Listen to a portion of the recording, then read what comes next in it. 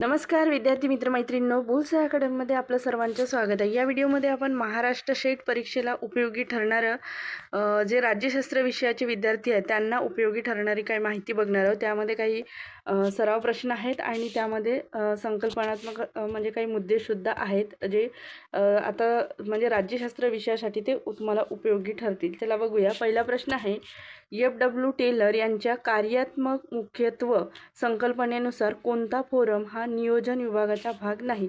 तर यामध्ये गँग बॉस हा त्यांनी जो फोरम सांगितला नियोजन विभागाचा भाग नाही, तर जो नियोजन विभाग आहे त्याचा गँग बॉक्स नाही आहे। तर हा ह्या अंमलबजावणीच्या याच्यामध्ये येतं गँग बॉस। तर नियोजन विभागामध्ये route clerk, time and cost clerk आणि शिस्तरक्षक ह्या गोष्टी येतात। आणि महत्त्वाचं म्हणजे याच्यावर प्रश्न आलेला आहे, F.W. टेलर हे काय, यांनी वैज्ञानिक व्यवस्थापन सिद्धांत मांडलेला आहे। F.W. टेलर लोकप्रशासनावरील हे प्रश्न आहेत। लोकप्रशासन हा आपल्याला युनिट आहे। त्यानंतरचा प्रश्न बघा, मॅक्स वेबर यांच्या आधुनिक नोकरशाही ही कोणत्या अधिकारावर आधारलेली असते? मॅक्स वेबर यांच्या मते आधुनिक नोकरशाही हे कोणत्या अधिकारावर आधारलेली असते? तर आधुनिक नोकरशाही आहे ते कोणत्या अधिकारावर आधारलेली असते? तर कायदेशीर आणि विवेकनिष्ठ अधिकार उत्तर आहे त्याचं। त्यानंतरचा प्रश्न बघूया। एलन मेवो यांच्या मते कारखान्यातील कामगाराची उत्पादकता वाढवण्यासाठी खालीलपैकी कोणता घटक सर्वात महत्त्वाचा आहे? हा प्रश्न आहे। एलन मेवो यांच्या मते कारखान्यातील कामगारांची उत्पादकता वाढवण्यासाठी कोणता घटक सर्वात महत्त्वाचा आहे, असा हा प्रश्न आहे। तर यामध्ये 4 पर्याय दिलेले आहे।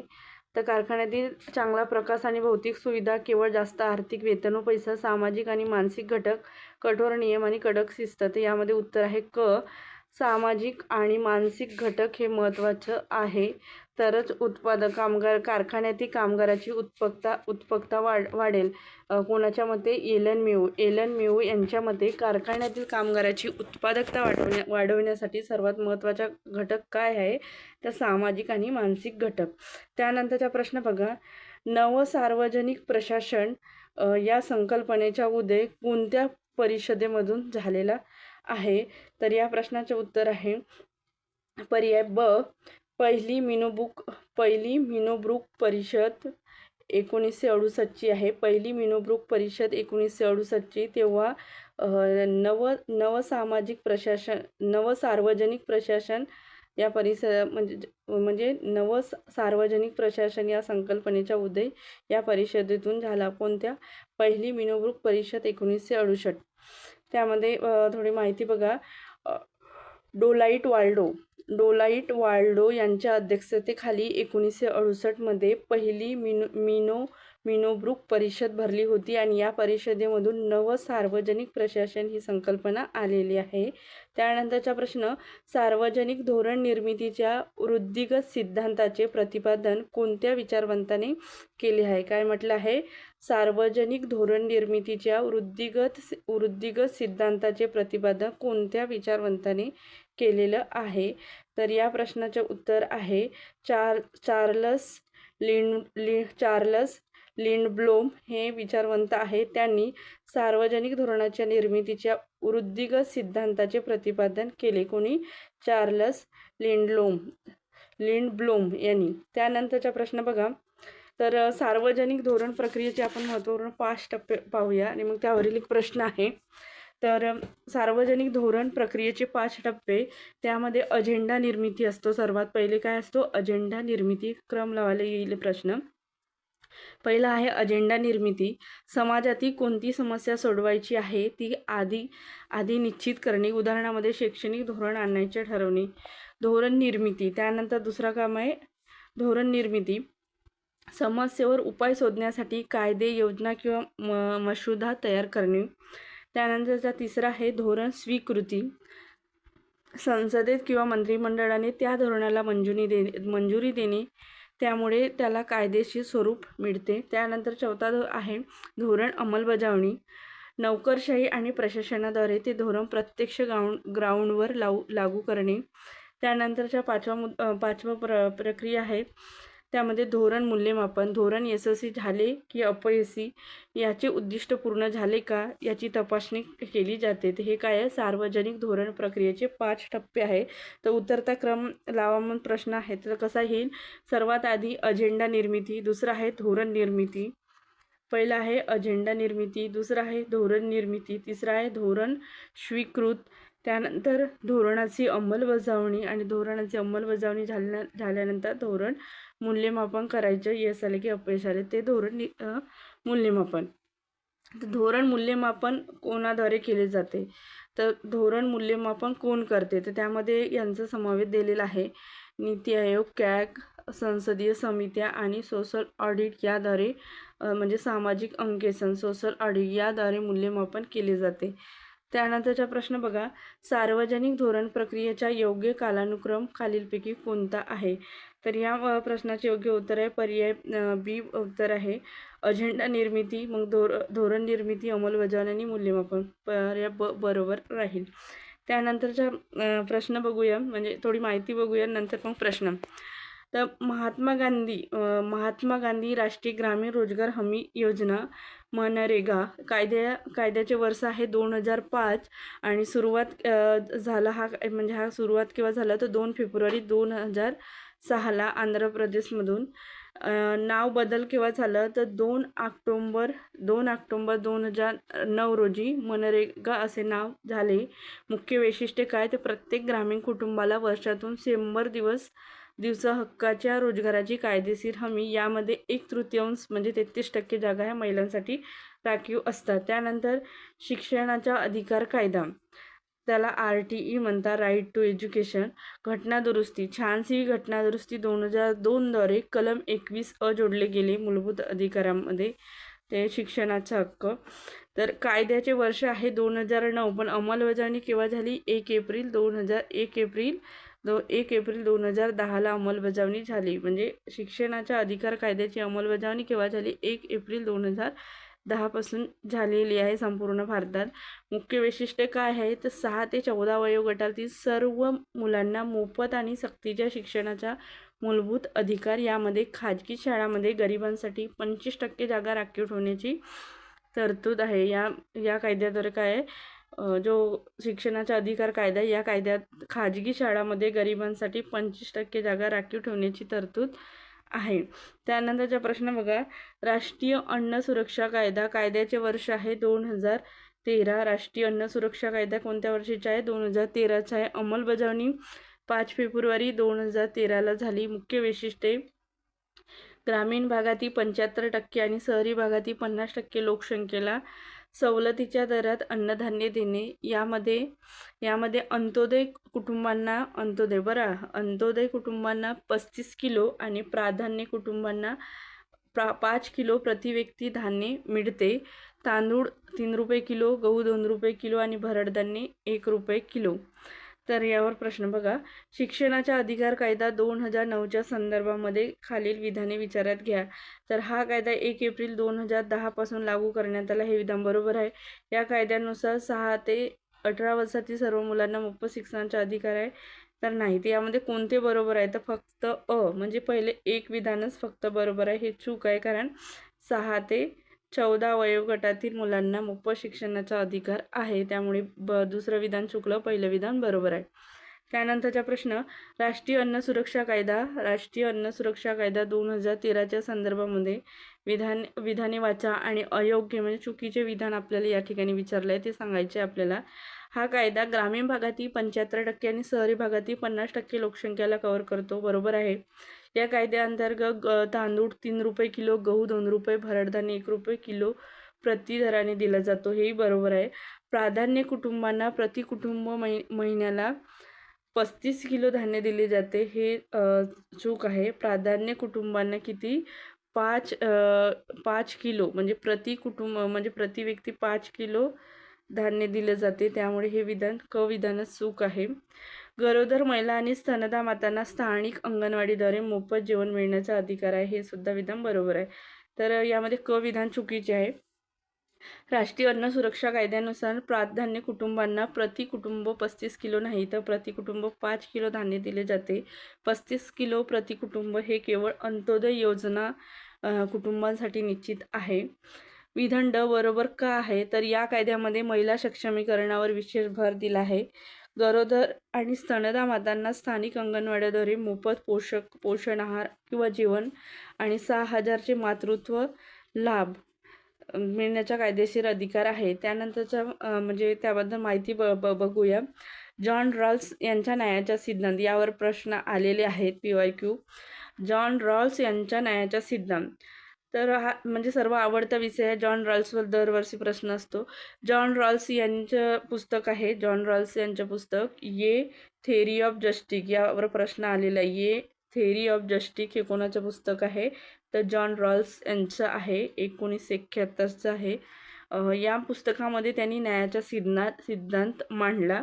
तर त्यामध्ये अज्ञानाचा पडदा म्हणजे समाजातील नियम ठरवताना आपण कोणत्या जाती धर्म किंवा वर्गाचे आहोत हे विसरून म्हणजे पडद्याआड जाऊन नियम ठरवले जातात जेणेकरून ते सर्वांसाठी न्याय असतील. अन्यायाचा पडदा ह्या पुस्तकामध्ये ह्या संकल्पना आहेत.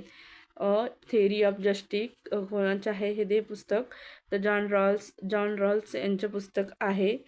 तर यामध्ये न्यायाचा सिद्धांत त्यांनी मांडलेला आहे या पुस्तकामध्ये.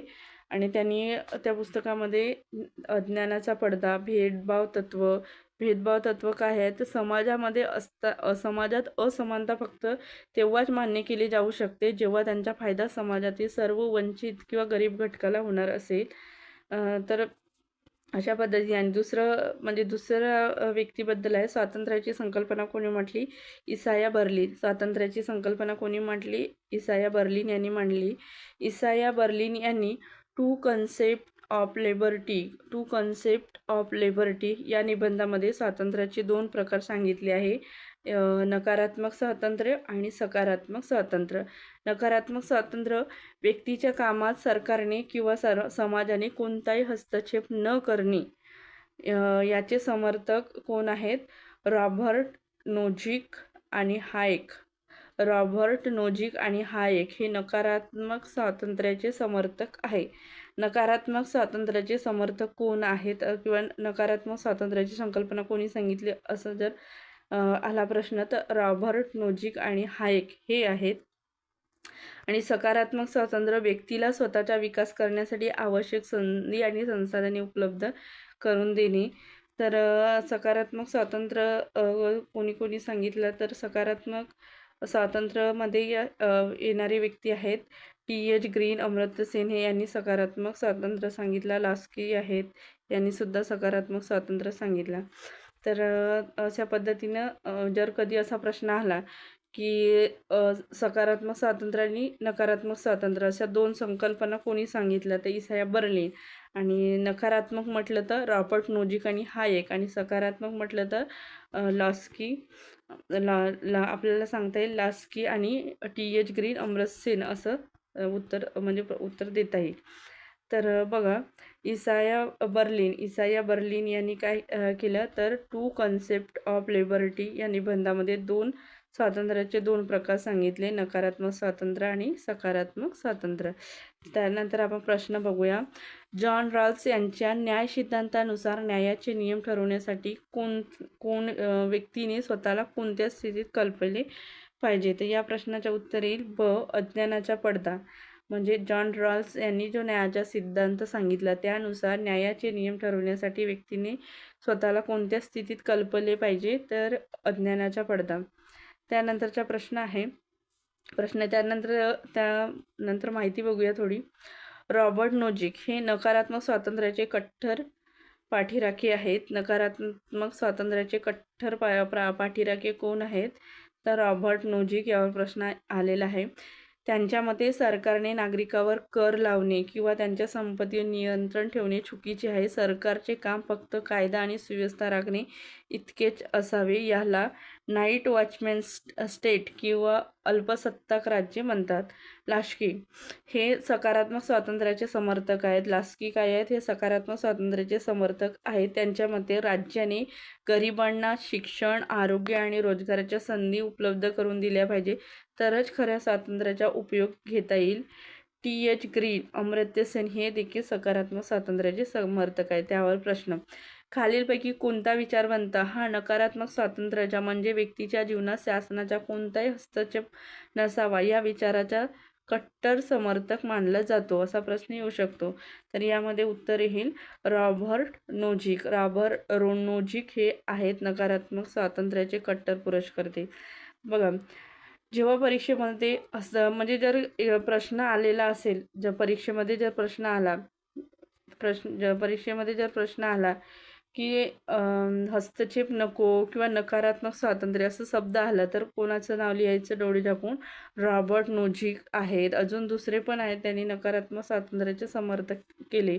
रॉबर्ट नोझिक, हायेक, हायेक आणि मिल्टन फ्रीडमॅन हे 3 आहेत व्यक्ती म्हणजे विचारवंत. मिल्टन फ्रीडमॅन, रॉबर्ट नोझिक आणि हायेक यांनी काय नकारात्मक स्वातंत्र्य या संकल्पनेचे समर्थन केलेलं आहे. त्यानंतरचा प्रश्न बघा, डॉक्टर B.R. आंबेडकर यांनी संसदेत दिलेल्या भाषणात आपण एका विरोधाभासाच्या जीवनात प्रवेश करत आहोत असे म्हटले होते. त्यांच्या मते तो विरोधाभास कोणता होता? तर तो विरोधाभास कोणता होता? तर तो विरोधाभास होता की आपल्याकडे राजकीय समता असेल परंतु सामाजिक आणि आर्थिक असमानता असेल, हा असा विरोधाभास डॉक्टर बाबासाहेब आंबेडकरांनी एका संसदेत भाषण देताना त्यांनी वाक्य काढलं की आपण एका विरोधाभासाच्या जीवनात प्रवेश करत आहोत असे म्हटले. तर ते म्हणजे तो विरोधाभास कोणता होता? तर तो होता राजकीय समता तर असेल परंतु सामाजिक आणि आर्थिक असमानता असेल. आणि तुम्ही बघता आता हे आहेच. तो येईल पर्याय ब. मग तर त्यांनी केव्हा भाषण दिले होतं? तर 25 नोव्हेंबर 1949 रोजी 25 नोव्हेंबर 1949 रोजी संसदेने अंतिम भाषण दिलं होतं बाबासाहेबांनी. तेव्हा त्यांनी इशारा दिला होता की संविधानामुळे एका व्यक्तीला एक मत आणि प्रत्येक मताला समान मूल्ये म्हणजे राजकीय समता मिळेल, पण आपल्या सामाजिक आणि आर्थिक रचनेमुळे आपण सामाजिक आर्थिक जीवनात समतेचा अधिकार नाकारत राहू. हा विरोधाभास आपण लवकरात लवकर संपवला पाहिजे, नाहीतर असमानता लोकशाहीची रचना उद्ध्वस्त करेल. आणि आता हे रिअलमध्ये आपल्याला ते अनुभवायला मिळत आहे. असमानता लोकशाहीची रचना उद्ध्वस्त करेल. बिनविरोध निवडणूक हे काय? तेच आहे, लोकशाहीची रचना उद्ध्वस्त होत आहे. महात्मा ज्योतिबा फुले यांनी समाजातील शूद्र आणि अतिशूद्रांना शोषणातून मुक्त करण्यासाठी आणि सामाजिक समता प्रस्थापित करण्यासाठी 1873 मध्ये कोणत्या संस्थेची स्थापना केली? तर 1873. आणि हा प्रश्न कितीदा आलेला आहे? सत्यशोधक समाज. महात्मा ज्योतिबा फुले यांनी 1873ला सत्यशोधक समाजाची स्थापना केली होती. सत्यशोधक समाज उत्तर येईल. त्यानंतरचं विचारवंत बघूया. ग्रॅम्बियल आल्मंड आणि सिडनी बार्वा यांनी राजकीय संस्कृतीचे 3 प्रकार सांगितले. त्यांनी द सिविक कल्चर त्यांची पुस्तक आहे. कोणाची? ग्रॅम्बियल आल्मंड आणि सिडनी बार्वा यांची पुस्तक आहे द सिविक कल्चर. 1963ची जगप्रसिद्ध पुस्तकात त्यांनी कोणत्याही देशातील नागरिकांच्या विचारसरणीनुसार राजकीय संस्कृतीचे 3 मुख्य प्रकार असल्याचे सांगितले. यावर जोड्या लावायला किंवा विधानावर प्रश्न हमखास येतात. संकुचित राजकीय संस्कृती. पहिला आहे संकुचित राजकीय संस्कृती, जिथे नागरिकांना देशाच्या राजकीय व्यवस्थेबद्दल कोणतीही माहिती नसते आणि त्यामध्ये रसही घेत नाही. उदाहरणामध्ये जुन्या काळातील आदिवासी किंवा अतिशय मागास समाज हे संकुचित राजकीय संस्कृती आहे. अधीन आणि प्रजाभावी राजकीय संस्कृती, जिथे नागरिकांना सरकारच्या निर्णयाची माहिती असते पण ते स्वतःहून राजकीय प्रक्रियेत किंवा आंदोलनात भाग घेत नाहीत. हे फक्त राजा किंवा सरकारच्या आज्ञा पाळतात. ते कोणती संस्कृती? हुकुमशाही किंवा राजेशाही व्यवस्था. आणि तिसरी संस्कृती आहे सहभागी राजकीय संस्कृती, जिथे नागरिक जागरूक असतात, सरकारवर टीका करतात, मतदानासह सर्व राजकीय प्रक्रियेत सक्रिय सहभाग घेतात. उदाहरण आता आधुनिक लोकशाही देश. तर त्यावर प्रश्न बघूया. आल्मड आणि बारवा यांच्या मते अशा प्रकारची राजकीय संस्कृती जिथे नागरिकांना राजकीय व्यवस्थेची जाणीव असते परंतु ते निर्णय प्रक्रियेत सहभाग घेत नाही, तिला काय म्हणतात? तर त्याला म्हणतात, पर्याय ब येईल उत्तर, अधीन किंवा प्रजाभावी राजकीय संस्कृती, ज्याला म्हणजे राजेशाही किंवा हुकुमशाही याच्यामध्ये येईल. त्यानंतर बघा म्हणजे लुशियन पाय यांनी त्यांच्या लुशियन पाय हे म्हणजे लोकप्रशासनामधील विचारवंत आहेत. लुशियन पाय यांनी त्यांच्या एस्पेक्टेड ऑफ पॉलिटिकल डेव्हलपमेंट 1966ची पुस्तक आहे त्यांची. एस्पेक्ट्स ऑफ पॉलिटिकल डेव्हलपमेंट या पुस्तकात राजकीय विकासाची 3 मुख्य वैशिष्ट्ये सांगितली, ज्याला डेव्हलपमेंट सिंड्रोम असेही म्हणतात. तर हे या 3 वैशिष्ट्यावर थेट प्रश्न विचारला जातो. त्यामध्ये म्हणजे त्यांनी 3 वैशिष्ट्ये सांगितली आहे. समानता, सर्व नागरिकांना कायद्यासमोर आणि राजकीय प्रक्रियेत समान संधी मिळण्याची क्षमता. राजकीय व्यवस्थेमध्ये जनतेच्या मागण्या पूर्ण करण्याची आणि समस्या सोडवण्याची कार्यक्षमता असणे. विभेदीकरण, प्रशासनातील विविध कामासाठी वेगवेगळ्या आणि विशिष्ट संस्था असणे. तर त्यांनी काय 3 मुख्य वैशिष्ट्ये सांगितले, राजकीय विकासाची 3 मुख्य वैशिष्ट्ये सांगितली. कोणी? लुशियन पाय यांनी. त्यांची पुस्तक कोणती आहे? एस्पेक्ट्स ऑफ पॉलिटिकल डेव्हलपमेंट 1966 आणि राजकीय विकासाची मुख्य 3 वैशिष्ट्ये सांगितली आहे. त्यामध्ये 3 वैशिष्ट्ये कोणती? समानता, क्षमता आणि विभेदीकरण. समानता, क्षमता आणि विभेदीकरण कोणी सांगितली? लुशियन पाय. तर आता प्रश्न बघूया. लुशियन पाय यांच्या मते कोणते वैशिष्ट्ये राजकीय विकासाच्या त्रिसूत्रीमध्ये समाविष्ट नाही? तर आपण बघितले आहे राजकीय विकासाची त्रिसूत्रीमध्ये कोणते कोणते वैशिष्ट्य आहेत ते बघितले आहेत. कोणते नाही असा प्रश्न आहे. समानता आहे, क्षमता आहे, समानता, क्षमता, एक मिनिट, समानता आहे, क्षमता आहे, विभेदीकरण आहे, तर स्थिरता हे नाही आहे. त्यामुळे चुकीचं आहे. त्यानंतरचा प्रश्न बघा. अध्यक्षीय शासन प्रणालीच्या संदर्भात खालील विधाने विचारात घ्या आणि बरोबर विधाने ओळखा. यामध्ये कार्यकारी मंडळ हे कायदे मंडळाला जबाबदार असते. ही शासन पद्धती अधिकार विभाजनाच्या सिद्धांतावर पूर्णपणे आधारित आहे. तर या प्रश्नाच्या उत्तर हे येईल बरोबर विधान विचारलं आहे, तर ब विधान हे बरोबर येईल. अध्यक्षीय शासन पद्धतीमध्ये काय असते? तर अधिकार विभाजनाच्या सिद्धांतावर पूर्णपणे आधारित असते. काय? अध्यक्षीय शासन प्रणाली अमेरिकेमध्ये आहे. अध्यक्षीय शासन प्रणालीमध्ये ही शासन प्रणाली अधिकार विभाजनाच्या सिद्धांतावर पूर्णपणे आधारित असते. तर ब विधान बरोबर आहे. संसदीय व्यवस्था, उदाहरण भारत, यामध्ये उत्तरदायित्व जास्त असते पण स्थैर्य कमी असते, कारण सरकार कधीही पडू शकते. आणि अध्यक्षीय व्यवस्था जे अमेरिकेमध्ये आहे त्यामध्ये स्थैर्य जास्त असते, 4 वर्ष सरकार फिक्स असते पण उत्तरदायित्व कमी असते. सगळ्यामध्ये थोडं थोडं असतात.